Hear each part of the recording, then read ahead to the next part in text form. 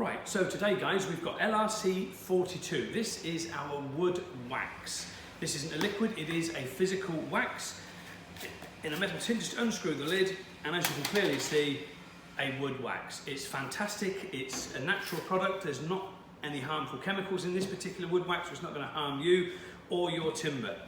If you've got in-ground dirt, this particular area here, we cleaned up with the wood cleaner and reviver and polisher, and it's made an amazing difference. And what we're going to do now is just use some fine wire wool. It's a 0000 grade.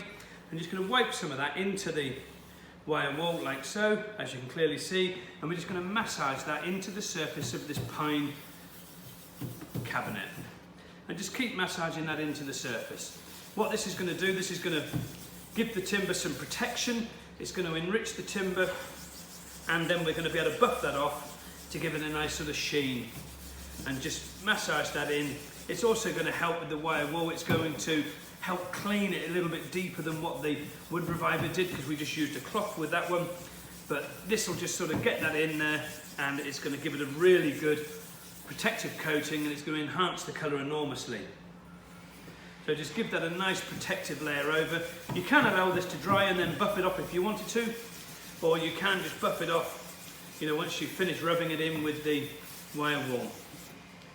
So let's just give that a wipe over on the surface now, and just buff that off.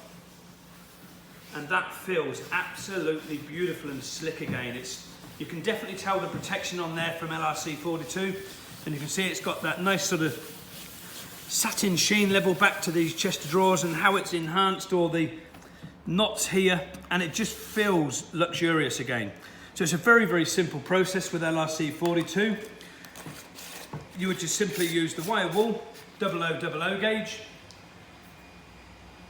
LRC 42 wood wax, get some wax rubbed into the wire wool and work it over in a circular motion.